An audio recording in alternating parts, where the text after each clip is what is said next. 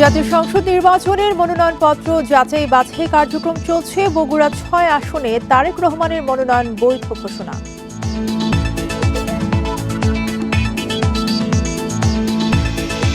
নির্বাচনে বাধা দিতে পারে পরাজিত শক্তি, মন্তব্য রিজওয়ানা হাসানের। সব অতিক্রম করে এগিয়ে যাওয়ার প্রত্যয়।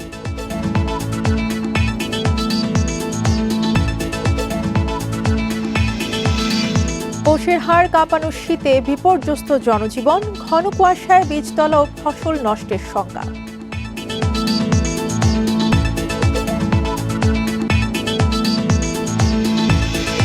লক্ষ্মীপুরে পারিবারিক বিরোধের জেরে একজনকে পিটিয়ে হত্যা, জড়িত ৩ জন আটক।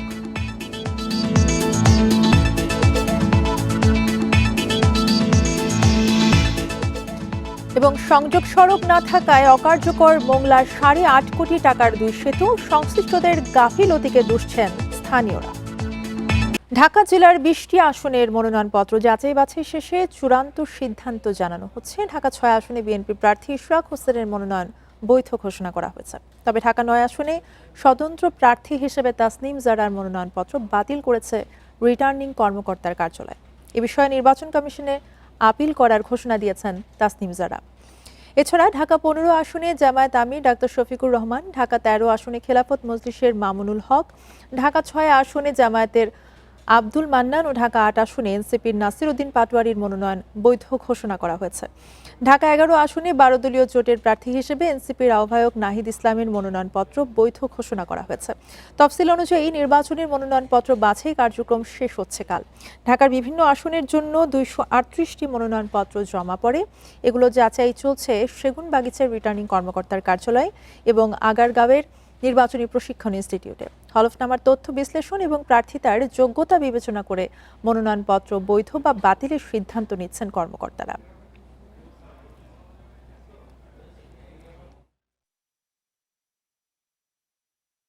আওয়ামী আমলের নির্বাচনের সময় আমরা দেখেছি প্রশাসনের কিরকম দলীয়করণ, তারা দলীয়করণ না মানে দলীয় আচরণ, এবং এখন আমরা দেখছি তাদের একটা নিউট্রাল আচরণ, সকল প্রার্থীর প্রতি তারা সমান আচরণ করছেন।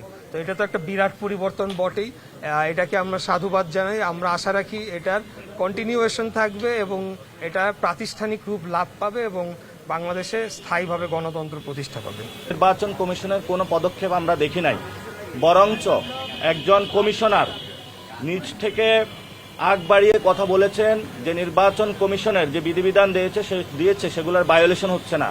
আমরা মনে করি এই ধরনের দলকানা নির্বাচন কমিশনার তাদের লজ্জা শরম থাকা উচিত এবং অতি দ্রুত তাদের পদত্যাগ করা উচিত। স্বতন্ত্র প্রার্থী হিসেবে যে মনোনয়ন আবেদনপত্র দিয়েছিলাম সেটা আপাতত গৃহীত হয়নি, কিন্তু আমরা আপিল করব। আপিল করার প্রক্রিয়া আমরা ইতিমধ্যেই শুরু করেছি। নির্বাচনের মাধ্যমে 10 জনের ভেরিফিকেশন করতে গিয়েছেন, সত্যতা যাচাই করতে গিয়েছেন। সেখানে 8 জনের ওনারা তথ্য সঠিক পেয়েছেন। 2 জনের ক্ষেত্রে ওনারা মানুষটাকে খুঁজে পেয়েছেন, সত্যতা যাচাই করতে পেরেছেন, কিন্তু সেই 2 জন ঢাকা ৯-এর ভোটার ছিলেন না, ওনারা জানতেন না ওনারা ঢাকা ৯-এর ভোটার। ত্রয়োদশ জাতীয় সংসদ নির্বাচন উপলক্ষে মনোনয়নপত্র যাচাই বাছাই চলছে। এই বিষয়ে আরো জানাতে সেগুনবাগিচা থেকে আমাদের সাথে যুক্ত আছেন সহকর্মী শিকদার মেহেদি হাসান।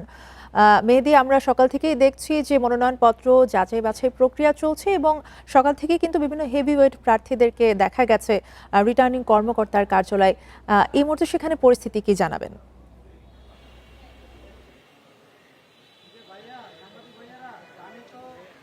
শুরুতেই আপনাকে বলতে চাই যে ঢাকার ২০ আসনে দলীয় এবং স্বতন্ত্র সব মিলিয়ে ২৩৮ জন প্রার্থী যে মনোনয়নপত্র সেই মনোনয়নপত্র কিন্তু এখানে জমা দেওয়া হয়েছে এবং তার মধ্যে ১৩টি আসনের যে সকল প্রার্থীরা রয়েছেন তাদের শুধু মনোনয়নপত্রগুলো জমা দেওয়া হয়েছে বা যাচাই বাছাই যে প্রক্রিয়া সেই প্রক্রিয়া কিন্তু চলছে সেগুনবাগিচার যে বিভাগীয় কমিশনার কার্যালয় এখানে। বাকি যে 7টি আসন রয়েছে তাদের যে মনোনয়নপত্রগুলো জমা দেওয়া হচ্ছে সেই বিষয়ে কিন্তু যাচাই বাছাই চলছে। আগারগাঁওয়ে যে নির্বাচন প্রশিক্ষণ ইনস্টিটিউট রয়েছে সেখানে কিন্তু চলমান রয়েছে এবং প্রার্থীদের যখন এই মনোনয়নপত্র যাচাই বাছাই করা হয় তখন প্রার্থী নিজে সহ তার প্রস্তাবক এবং তার আইনজীবী সহ মোট 5 জন তারা উপস্থিত থেকে তাদের সামনেই কিন্তু এই যাচাই বাছাই প্রক্রিয়া এবং কোনটি গ্রহণযোগ্য হচ্ছে এবং কোনটি তাদের গ্রহণযোগ্যতা হারাচ্ছে সেই বিষয়ে কিন্তু তাদেরকে বলে দেওয়া হচ্ছে। আমি একটু দেখাতে চাচ্ছি আপনাদেরকে, ঠিক আমার পেছনেই কিন্তু একের পর এক প্রার্থী এখানে আসছেন এবং তারা তাদের যে বক্তব্য সেটি তারা পেশ করছেন। এবং আমরা অনেক সময় দেখেছি যে বেশ কিছু প্রার্থীর যখন মনোনয়নপত্র বাতিল করা হয় তখন তারা এখানে বিভিন্ন সময় অভিযোগ করছেন এবং যে আইনের বলে এই প্রার্থী তাকে বাতিল করা হচ্ছে বা মনোনয়নপত্রকে বাতিল করা হচ্ছে সেটাকে তার কালো আইন বলেও আসলে অভিহিত করছেন। যে অনেক সময় যেহেতু স্বতন্ত্র প্রার্থীদের ক্ষেত্রে আমরা এই বিষয়টি বেশি পরিলক্ষিত করেছি, যেহেতু কোনো স্বতন্ত্র প্রার্থী যে আসন থেকে নির্বাচন করবেন সেখানের 1% যে গণস্বাক্ষর বা তাদের যে সমর্থন সেটি প্রয়োজন রয়েছে। সেক্ষেত্রে আসলে অনেকেরই ক্ষেত্রে অভিযোগ করতে বলা হয়েছে যে 2 জন বা কারো কারো ক্ষেত্রে 4 জন, কারো কারো ক্ষেত্রে 6 জন যে রয়েছেন তাদের আসলে সাথে এই বিষয়টি অন্য কোনো আসনের ছিল তারা কিংবা তাদের যে স্বাক্ষর বা সমর্থক ছিল সেটি আসলে ঠিক না বা সঠিক নয়, এই বিষয়ে কিন্তু তাদেরকে বারবারই আসলে অভিযোগ করতে বলা হয়েছে। এবং একটি তথ্য আপনাকে দিয়ে রাখতে চাই যে আজকে কিন্তু তারেক রহমান অর্থাৎ বিএনপির ভারপ্রাপ্ত চেয়ারম্যান তারেক রহমানের যে মনোনয়নপত্র সেই মনোনয়নপত্র যাচাই বাছাইয়ের বিষয়ে এখানে এসেছিলেন বিএনপি চেয়ারপারসন বেগম খালেদা জিয়ার যিনি উপদেষ্টা আব্দুল সালাম, তিনি এখানে এসেছিলেন এবং তার যে বৈধতা মনোনয়নপত্রের বৈধতা ঘোষণা করা হয়েছে এখান থেকে সেই বিষয়টিও নিশ্চিত করা হয়েছে। এছাড়া যদি আপনাকে একটু বলি যে আসলে এই যে মনোনয়নপত্র এবং এখানে ঢাকা 17 আসন থেকে যেহেতু তারেক রহমান এখান থেকে নির্বাচন করবেন তার ঠিক প্রতিদ্বন্দ্বিতা করবে কিন্তু জামায়াতের AKM খালিকুজ্জামান, তিনিও কিন্তু এসেছিলেন এবং তিনিও কিন্তু তারও যে মনোনয়নপত্র সেটি কিন্তু এখান থেকে বৈধ ঘোষণা করা হয়েছে। সব মিলিয়ে কিন্তু দলীয় প্রার্থীরা তাদের যে দলীয় প্রত্যয়ন সেই বাধ্যবাধকতার জায়গা থেকে তারা এখানে আসছেন এবং তারা তাদের অভিব্যক্তি ব্যক্ত করছেন এবং একে একে তারা তাদের যে নির্বাচনী ইশতেহার এবং কেমন কি হওয়া উচিত লেভেল প্লেইং ফিল্ড তারা চাচ্ছেন এবং ভবিষ্যতে আরও পরিষ্কার যে নির্বাচন সেই নির্বাচন করার জন্য যে প্রত্যাশা সেই প্রত্যয় তারা ব্যক্ত করছেন। আগামীকাল পর্যন্ত এই প্রক্রিয়া চলবে, তো এখন পর্যন্ত আর বেশি সময় নেই, কিছু সময়ের মধ্যেই হয়তো বা যে প্রক্রিয়া রয়েছে প্রক্রিয়া এখানে শেষ হয়ে যাবে বলে আমরা জানতে পেরেছি। তো এই ছিল আসলে বিভাগীয় কার্যালয় কমিশনের কার্যালয় থেকে আমার কাছে সর্বশেষ। শেখদার মেহেদী হাসান জানাচ্ছিলেন সেগুন বাগিচা থেকে। ত্রয়োদশ জাতীয় সংসদ নির্বাচনের মনোনয়ন যাচাই বাছাই কার্যক্রম চলছে, যা শেষ হচ্ছে আগামীকাল। এরপরই বৈধ প্রার্থীর সংখ্যা ঘোষণা করবে নির্বাচন কমিশন। তবে কারো প্রার্থিতা বাতিল হলে ইসিতে আপিল করার সুযোগ রয়েছে। আসন্ন সংসদ নির্বাচনে অংশ নিতে যারা মনোনয়ন জমা দিয়েছেন তাদের হলফনামার তথ্য সহ সার্বিক বিবরণী যাচাই বাছাইয়ে ব্যস্ত নির্বাচন কর্মকর্তারা। শনিবার সকালে মনোনয়নপত্র যাচাই বাছাই শেষে বগুড়া 6 আসনে বিএনপির ভারপ্রাপ্ত চেয়ারম্যান তারেক রহমানের মনোনয়ন বৈধ ঘোষণা করেন জেলা প্রশাসক ও জেলা রিটার্নিং কর্মকর্তা। এছাড়া বগুড়া 7 ও দিনাজপুর 3 আসনে খালেদা জিয়ার বিকল্প 2 প্রার্থীর মনোনয়ন বৈধ ঘোষণা করা হয়। বগুড়া সদর থেকে নির্বাচন করছেন, এটি আমাদের জন্য আনন্দের এবং আমরা মনে করি আমাদের তারেক রহমান আমাদের সেই শূন্যস্থান পূরণ করবে বগুড়ার মানুষের। ঠাকুরগাঁও 1 আসনে মির্জা ফখরুল ইসলাম আলমগীর সহ 3 জন ও হবিগঞ্জ 5 আসনে বিএনপি প্রার্থী ডক্টর রেজা কিবরিয়া সহ 5 জনের মনোনয়ন বৈধ ঘোষণা করেন রিটার্নিং কর্মকর্তা। এদিকে স্বাক্ষরে গড়মিল থাকায় চট্টগ্রাম 5 আসনে জাতীয় পার্টির একাংশের চেয়ারম্যান ও সাবেক বিরোধী দলের উপনেতা ব্যারিস্টার আনিসুল ইসলাম মাহমুদের মনোনয়নপত্র বাতিল করা হয়েছে। এ সময় আটক করা হয় তার মনোনয়ন প্রস্তাবকারী সালাউদ্দিন খোরশেদকে। বহুদিন ধরে প্রত্যাশা ছিল যে একদিন ইনশাআল্লাহ রাঙ্গুনিয়াতে বাংলাদেশ জাতীয়তাবাদী দলের পক্ষ থেকে কাজ করার সুযোগ আমি পাবো। মনোনয়ন প্রত্যাশী যারা দাখিল করেছিলেন তাদের ফর্ম আমরা যাচাই বাছাই করলাম। আমরা দেখতে পাচ্ছি আমাদের সেই 9 জনের মধ্যে 3 জন প্রার্থী তাদের কাগজপত্র আমরা সঠিকভাবে না পাওয়ায় আমরা তাদের এই ফর্মগুলোকে গ্রহণ করতে পারছি না। দ্বৈত নাগরিকত্ব থাকায় শেরপুর 2 আসনের বিএনপি প্রার্থী ইঞ্জিনিয়ার ফাহিম চৌধুরীর মনোনয়নপত্র স্থগিত করা হয়েছে। মাগুরা 2 আসনে সাবেক ক্রীড়া উপদেষ্টার APS মোয়াজ্জেম হোসেনের মনোনয়ন বাতিল করা হয়। এছাড়া কাগজের ত্রুটি ও নির্বাচন কমিশনের নির্ধারিত শর্ত পূরণে ব্যর্থ হওয়ায় যাচাই বাছাই শেষে ইসলামী আন্দোলন, জাতীয় পার্টি, স্বতন্ত্র সহ বেশ কয়েকজন প্রার্থীর মনোনয়ন বাতিল করা হয়। Tania Nasrin, independent news. ত্রয়োদশ জাতীয় সংসদ নির্বাচন উপলক্ষে মনোনয়নপত্র যাচাই বাছাই চলছে। এ বিষয়ে আরো জানাতে চট্টগ্রাম এবং বগুড়া থেকে আমাদের সাথে যুক্ত আছেন সহকর্মীরা। শুরুতেই বগুড়া থেকে জানাবেন সহকর্মী জাহিদ হাসান। আমরা যেমনটি দেখেছি যে সকাল থেকে মনোনয়নপত্র যাচাই বাছাইয়ের প্রক্রিয়া চলছে এবং কিছু কিছু আসনে যেমনটা বৈধতা ঘোষণা করা হয়েছে এবং কিছু আসনে কিন্তু প্রার্থিতা অবৈধ ঘোষণা করা হয়েছে। বগুড়ার কার্যালয়ে এখন পর্যন্ত কোন কোন প্রার্থীরা উপস্থিত হয়েছেন? ধন্যবাদ আপনাকে। একটু আগে কিন্তু ঠিক 1 মিনিট আগে কিন্তু মনোনয়ন যে যাচাই বাছাই কার্যক্রম সেটি কিন্তু শেষ হয়েছে। আপনাকে যদি একটু জানিয়ে রাখি যে আজকে সকালের প্রথমার্ধে বগুড়া 6 এবং 7 আসনের যে মনোনয়নটি সেটি কিন্তু যাচাই বাছাই চলেছে এবং বগুড়া 6 আসনে তারেক রহমান এবং আবিদুর রহমান সোহেল তার মনোনয়নটি কিন্তু বৈধতা ঘোষণা পায় এবং তার বিপরীতে যে আরো যারা 3 জন ছিল, 3টি প্রার্থী ছিল, তাদের কিন্তু বাতিল করা হয়েছে। এবং আপনাকে তো একটু দেখাই, ঠিক এই সময় কিন্তু এখন মনোনয়ন যে যাচাই বাছাই কার্যক্রম ইতিমধ্যেই শেষ হয়ে গিয়েছে, যার কারণে কিন্তু সবাই চলে গিয়েছে। এবং আপনাকে যদি একটু বলে রাখি যে এই খালেদা জিয়া সহ মোট 39 জন কিন্তু এই বগুড়া থেকে কিন্তু প্রার্থী রয়েছিলেন, যার মধ্যে আজকের এই শেষ অর্থে আমরা দেখেছি যে 12 জন মনোনয়নের কিন্তু বাতিল করা হয়েছে এবং তাদের আপিলের সুযোগ রয়েছে। জেলা রিটার্নিং কর্মকর্তা বলছিলেন যে 5 তারিখ থেকে 9 তারিখ মধ্যে তারা আপিল করতে পারবে এবং তাদের যে আপিলের পর তাদের মনোনয়নটি আবারও যদি বৈধতা ঘোষণা পায় তখন তারা কিন্তু নির্বাচনে অংশগ্রহণ করতে পারবেন। এছাড়াও গতকালকেও আমরা দেখেছি নাগরিক ঐক্যের সভাপতি মাহমুদুর রহমান মান্না সহ আরো বেশ কয়েকজনের মনোনয়ন কিন্তু বাতিল করা হয়েছে। সব মিলিয়ে বগুড়ার সমস্ত আসনে মোট 39 জন প্রার্থী রয়েছিল এবং তার মধ্যে 12 জনকে বাতিল করা হয়েছে এবং এখন পর্যন্ত অন্য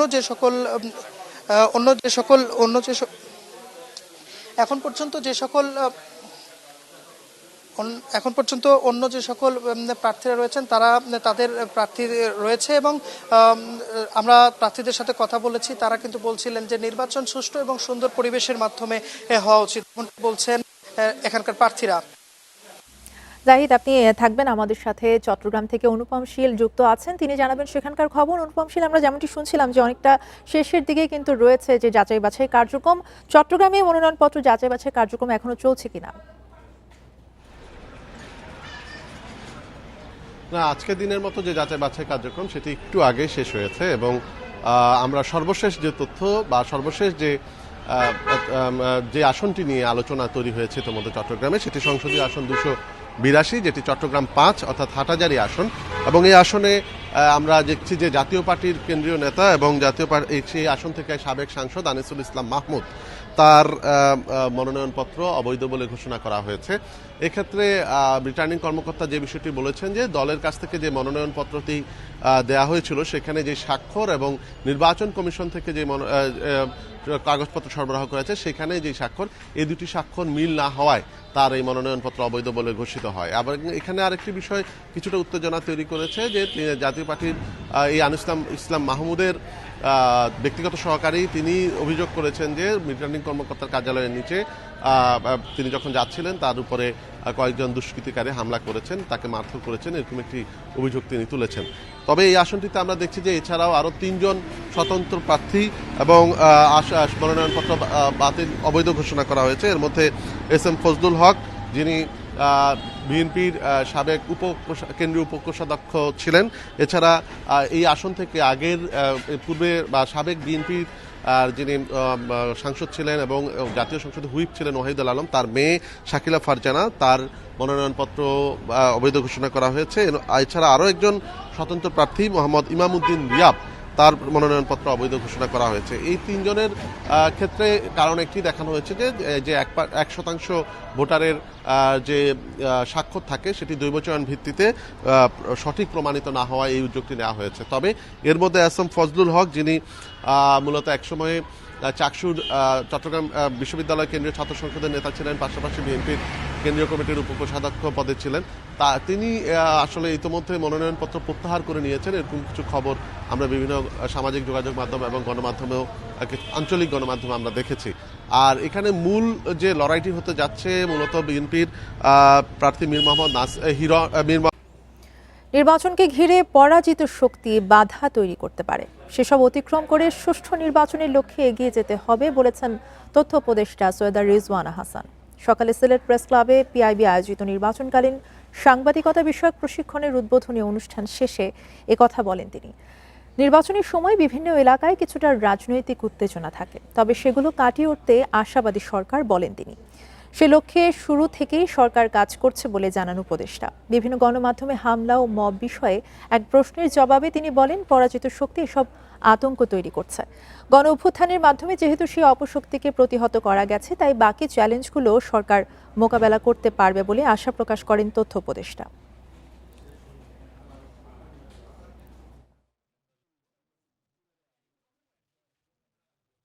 আমরা এই নির্বাচনটা আয়োজন করছি একটা গণ অভ্যুত্থানের শক্তির উপর দাঁড়িয়ে। সেখানে পরাজিত শক্তি কিছু বাধার সৃষ্টি করতে পারে, সে বাধাগুলো আমাদেরকে মোকাবেলা করতে হবে। আমার তো মনে হয় পরাজিত শক্তির পক্ষে কোনো রকমের এই জনমত নেই। ঘন কুয়াশার উত্তরের হিম শীতল বাতাসে বেড়েছে শীতের তীব্রতা। হাড় কাঁপানো ঠান্ডায় ব্যাহত হচ্ছে স্বাভাবিক জীবনযাত্রা। এদিকে ভোরে ঢাকায় আজও দেখা যায় শীত এবং কুয়াশার দাপট, সাথে বয়ে যায় ঠান্ডা বাতাস। এ সময় রাজধানীতে তাপমাত্রা নামে 12.7 ডিগ্রি সেলসিয়াসে। সকালে ঘন কুয়াশার কারণে ব্যাহত হয় যান চলাচল, তবে বেলা বাড়ার সাথে সাথে অবস্থার উন্নতি হয়। কুয়াশা কেটে রাজধানীতে দেখা মেলে সূর্যের। আবহাওয়া অধিদপ্তর জানায়, ঘন কুয়াশা বেলা বাড়ার সাথে সাথে মাঝারি এবং হালকা হবে, তবে রাতে আবারও বাড়বে। আবহাওয়া থাকবে শুষ্ক। ঘন কুয়াশায় নৌ, বিমান এবং সড়কে যান চলাচল ব্যাহত হতে পারে। আগামী 5 দিনে তাপমাত্রা বাড়ার সম্ভাবনা নেই, জানিয়েছে আবহাওয়া অফিস। মধ্যপৌষের হাড় কাঁপানো শীতে বিপর্যস্ত জনজীবন, বেড়েছে কুয়াশার প্রকোপও। বেলা গড়ালেও সূর্যের দেখা মিলছে না অনেক জেলায়। তীব্র শীতে রোজগার কমেছে নিম্ন আয়ের মানুষের। এছাড়া কৃষিকাজ ব্যাহত হওয়ার পাশাপাশি কুয়াশায় বীজতলা এবং ফসল নষ্টের শঙ্কা দেখা দিয়েছে। কয়েকদিন ধরে হাড় কাঁপানো শীতে নাকাল যমুনা পাড়ের জেলা সিরাজগঞ্জের মানুষ। সঙ্গে ঘন কুয়াশা থাকায় ভোগান্তি বেড়েছে আরও। বেলা গড়ালেও সূর্যের দেখা না মেলায় বিপর্যস্ত জনজীবন।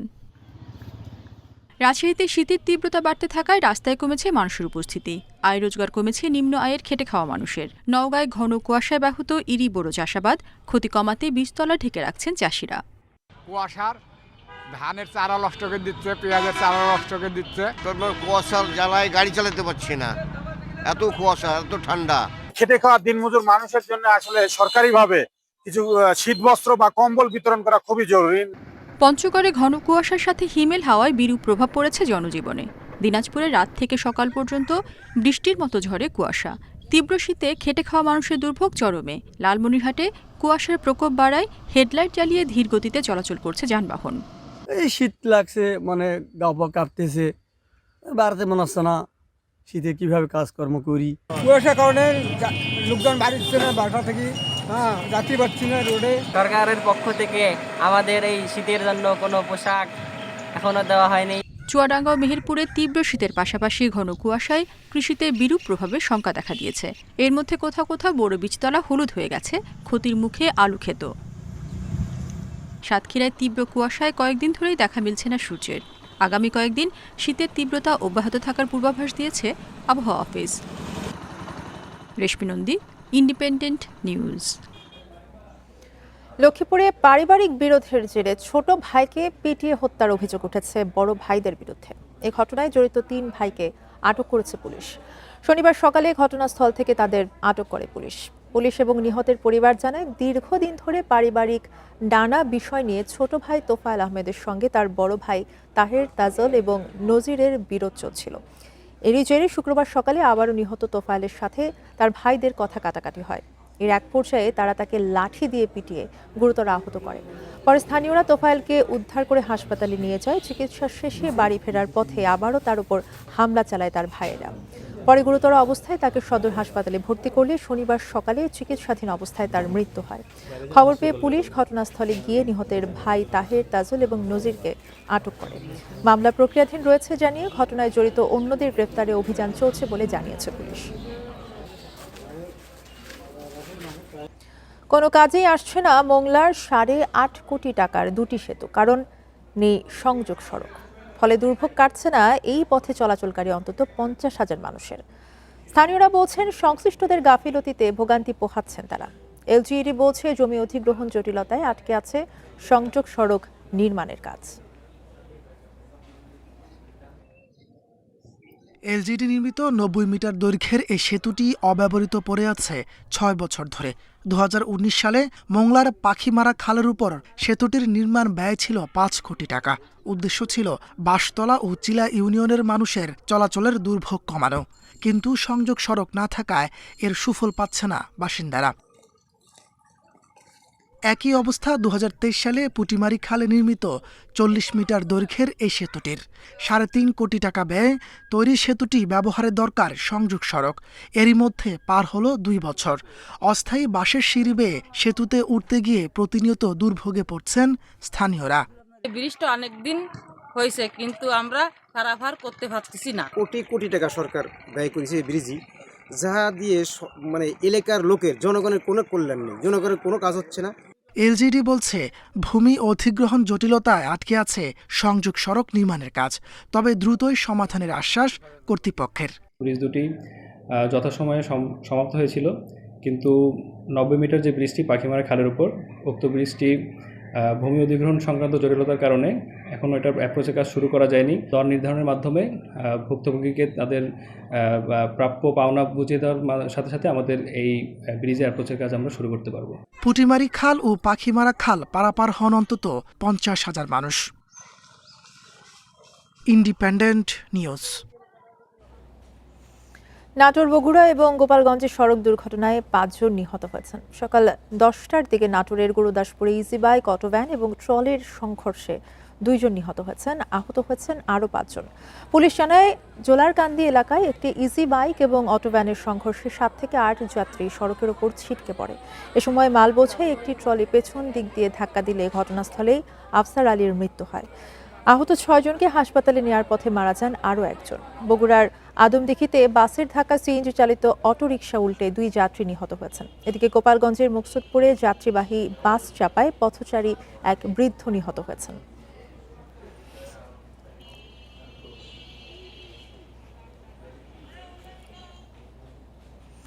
শরীয়তপুরের জামুডায় ছুরিকাঘাত এবং শরীরে পেট্রোল ঢেলে আগুন দেওয়ার ঘটনায় চিকিৎসাধীন বিকাশ এজেন্ট খোকন দাস মারা গেছেন। 3 দিন চিকিৎসাধীন থাকার পরে সকালে রাজধানীর বার্ন ইনস্টিটিউটে মারা যান তিনি। পুলিশ জানায় বুধবার রাতে দোকান বন্ধ করে বাড়ি ফেরার পথে ওষুধ বিক্রেতা এবং বিকাশের এজেন্ট খোকন দাসকে ছুরিকাঘাত করে দুর্বৃত্তরা। হামলাকারীদের চিনে ফেলায় তার শরীর এবং মুখে পেট্রোল দিয়ে আগুন ধরিয়ে দেয় এবং হত্যার চেষ্টা চালায় তারা। এ সময় তার চিৎকারে স্থানীয়রা এগিয়ে এলে পালিয়ে যায় হামলাকারীরা। ওই দিনই আশঙ্কাজনক অবস্থায় ঢাকা মেডিকেল কলেজ হাসপাতালে আনা হয় তাকে। ঘটনার পরদিন খোকন দাসের বাবা বাদী হয়ে 3 জনের বিরুদ্ধে মামলা করেন। তবে এই ঘটনায় এখনও কাউকে গ্রেফতার করা যায়নি। জড়িতদের ধরতে অভিযান চলছে বলে জানায় পুলিশ। জুলাই সনদ বাস্তবায়নের বিষয়ে ইশতেহারের রাজনৈতিক দলগুলোর সুস্পষ্ট বক্তব্য থাকতে হবে বলে মন্তব্য করেছেন সুশাসনের জন্য নাগরিকের সম্পাদক ডক্টর বদিউল আলম মজুমদার। রাজধানীর প্রেস ক্লাবে গণঅভ্যুত্থানের আকাঙ্ক্ষায় কেমন ইশতেহার চাই শীর্ষক সংবাদ সম্মেলনে এ কথা বলেন তিনি। আলোচনার মূল বিষয়বস্তু ছিল জন আকাঙ্ক্ষার প্রতিফলন ঘটিয়ে বিশেষ করে জুলাই বিপ্লবের চেতনা ধারণ করতে হলে যে বিষয়গুলো সন্নিবেশিত হওয়া উচিত তা নিয়ে। এ সময় তিনি আরও বলেন, তাদের প্রত্যাশা নির্বাচন কমিশন সুষ্ঠু ভোট আয়োজন করবে। প্রচারণার চেয়েও গ্রহণযোগ্য নির্বাচন আয়োজন কমিশনের বড় দায়িত্ব। জুলাই জাতীয় সনদ এবং সংস্কার কমিশন সমূহের সুপারিশের যথাযথ বাস্তবায়ন, নারী ক্ষমতায়নের অগ্রাধিকার, গণতান্ত্রিক প্রতিষ্ঠানগুলোকে প্রাতিষ্ঠানিক রূপ দেওয়া সহ বিভিন্ন বিষয়ে আলোচনায় উপস্থাপন করা হয়। গ্রহণযোগ্য নির্বাচন হবে, কিন্তু এটাই যথেষ্ট নয়। আমরা চাই গণতান্ত্রিক উত্তরণ, অর্থাৎ গণতন্ত্রের প্রাতিষ্ঠানিকরণ। প্রতিবারে যেন সুষ্ঠু নির্বাচন হয়। এই জন্যই কতগুলো কাঠামোগত সংস্কার যেগুলোর ভিত্তিতে গণভোট হবে, সেই ব্যাপারে আমরা আমাদের রাজনৈতিক দলগুলোর সুস্পষ্ট অবস্থান চাই।